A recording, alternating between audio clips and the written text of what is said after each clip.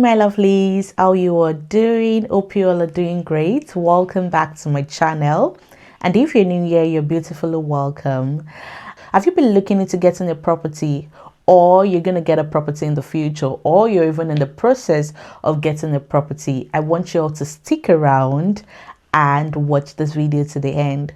The reason why I'm making this video is because videos like this actually helped us during the process of we purchasing our first home. As you all know, we are first-time buyers, we are first-time homeowners, and in the UK. And I thought to share the step-by-step on how we were able to buy our property in the UK, the procedure and all that. But before then, disclaimer, I'm not a mortgage advisor whatsoever, but this is just the procedure that worked for us. I'm going to be looking down to check my phone because I don't want to skip any step, and I want to make sure I cover as much as I can with the process. So let's get right into the video. So the first step is know the kind of property you want to purchase. So that's the first step. So firstly, what kind of property do you want to purchase? What kind of home do you want to purchase? Is it a 4-bedroom house? Is it a 3-bedroom? Is it 2-bedroom? Is it a new build or a old build? So you need to know what kind of properties, what kind of house you want to buy, basically. So that's the first step. And also, what are your non-negotiables? What do you want in your house? If you're going for a new built house, just like the way we did, our non-negotiable was we wanted a detached garage. We wanted a 4-bedroom house. We want the house to come with an EV charger and also have some incentives, because we learned that some developers give some incentives to flooring and all that. I'm still going to talk in details about all that in another videos, because you'll be so surprised that new built houses does not come with some certain things. But that aside, I'm going to be talking about that in another video. The next step is viewing properties. So once you already know the kind of property you want to go for, you check online, what developer are you going for? What kind of properties do you want to go for? You already know you're not negotiable. So start contacting developers basically on the kind of properties you are willing to go for. So you can check online for developers and what their properties that they have available. For us, we wanted a 4-bedroom, so we're looking at that. We're looking at some developers that are 4-bedroom and the non-negotiables that we wanted. So start contacting them, go for viewing, and note, don't just go for just one viewing and that's it. No, try other developers, because when you go for your first viewing, you can feel like, oh, this house is perfect, it ticks my non-negotiables, and let me go for it. You'll be surprised that when you check another developer, you'll be so surprised that they have what you want, and they even have more incentives than even the previous one you've gone for, or the previous houses you viewed. So it's better for you to explore, check out other houses, other show homes, other developers, what their incentives are, how their houses are, and stuff like that. So it's going to give you options to choose for the best. So the next one is getting a mortgage advisor.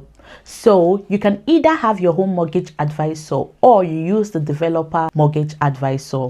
So for us, we went for the developer mortgage advisor because we were told by people that have been in that process before that it's better to go for the developer mortgage advisor because it makes things more easier for you during the process of buying your house purchase.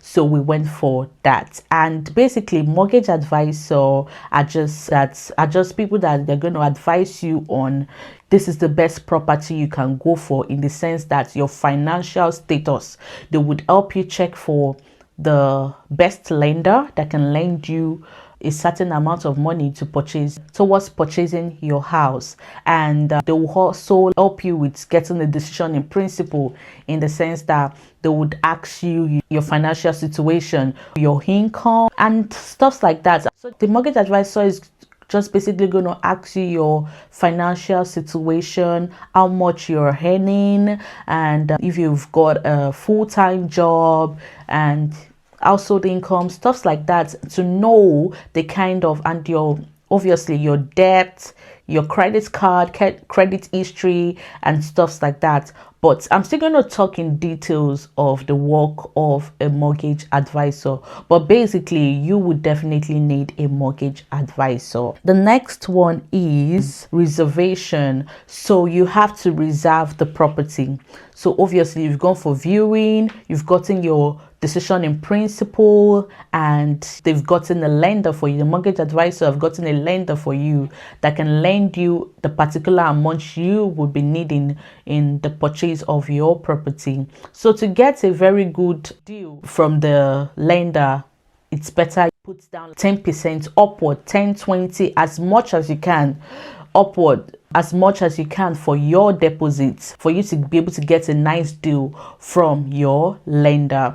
So reservation, some developer collect £1,000 to reserve the property. Basically is for them to take the property off the market. So you showed interest that I want to go for this house, I'm purchasing this house, and this is my deposit. So the deposit is not that you're going to, the deposit is not, it's not that you're dashing them or something. They're still going to remove it from the money that you'll be paying towards your deposit. So, and the thing is, if you back out and you said, oh, you're not going for that property again, in some cases you lose your deposit, you lose the £500 or the £1,000. And in the case of some people, that in some cases, if you back out maybe in 10 days or so, they'll give you half of the amount you paid for the reservation fee. So the next one is mortgage offer comes in when the lender has gone to check the value of the property and sees that the property is what the amount the developer is selling it for. So before they just give you the money, they can't just put money on something that is not worth it. So they're going to check, and also before they give you the mortgage offer, you have to have a certain percentage of your deposit or all your deposits before they give you the mortgage offer. So your deposit has to be ready or almost completed before you get the mortgage offer. So the next one is the solicitor. So the solicitor is basically the lawyer. So solicitor is the middleman between you, the lender, and the developer, basically. So the solicitor will be the one to do anti-money laundering checks on you. So that one, basically, they're gonna be checking all your income, basically. So every money, every penny you're putting towards purchasing your property, they're gonna be checking it. So if the money is coming from your salary, it has to be clear that it's coming from your salary. If the money is coming from somewhere else, you have to defend it.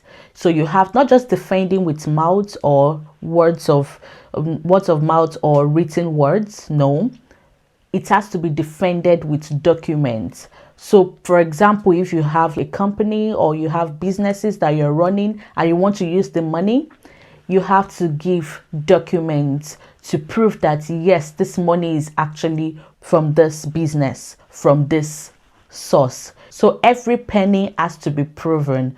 So it's part of their policy. So if they sense anything like anti-money laundering, they're gonna report you, my dear. So 6 months prior to when you want to purchase your property, your account has to be clean.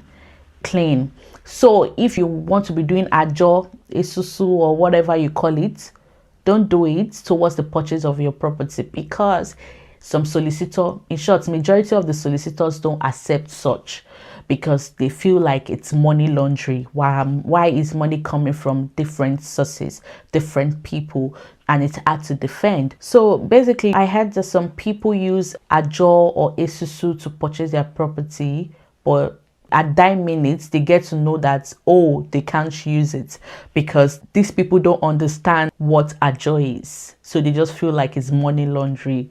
So ajo is not money laundry, but they feel like it is 6 months after then or 6 months before then. So make sure the money has been in your account probably 6 months before. Then you start, your salary comes in, and then you can say it's from your salary and defend it, because you can't defend a job, to be fair. No document to prove that this money is coming from this and that. So that's aside, that's a video for another time. So I'm still going to talk more about solicitors, their work and what they do and what you should expect from them during the purchase of your property. Then the next one is exchange of contracts. So exchange of contract is when you and the developer are legally bound to that property. So you can't back off. The developer can't back off once you've exchanged. So you're legally bound. You have to buy the property, come what may, you know. So before the exchange of contract, the solicitor have to have verified your money, your deposit, where everything is coming from, and you will transfer the money to the solicitor, especially if you are using LISA. I'm still going to talk about LISA in another video, money box and all that, how you can get money from the government towards your first home. I'm still going to talk about that in another video, but you're going to transfer the money. So you can't transfer the money if it's from your LISA. You can transfer it to the bank or to the developer. The solicitor will be the one to transfer the money for you. So you're going to give the solicitor your details. They will withdraw the money and then transfer it to your developer. And then the bank will transfer to your developer as well. So sometimes exchange of contracts can happen the same day. Sometimes exchange of contract can happen a day before the completion, or 2 days before the completion, or a week before the completion, depending on how fast the transfer goes and the processing. So basically, after the exchange of contracts, then it's completion day. Oh my God, that's the exciting day for anyone purchasing, especially their first property. So then after the money is being transferred by the solicitor to the developer, all the money, both the money from the bank and your own deposits, goes to the developer. Then once the developer receives the money, then the solicitor, you're going to get a call from the solicitor that your money has been transferred and your keys are ready for collection. And then probably you call the developer or they call you, either way, and you go collect your keys and the house is yours. Truly, it seems like a long process, but it's actually a very smooth. If you follow this step by step, it's actually a very smooth process. And I hope and pray that you get your first property soon, and and I pray that it's going to be a wonderful journey for you all through till you get your keys. Thank you so much for watching this video. Thank you for sticking with me. Stay tuned for the next video, and thank you so much for watching this. Till I see you next time. Bye.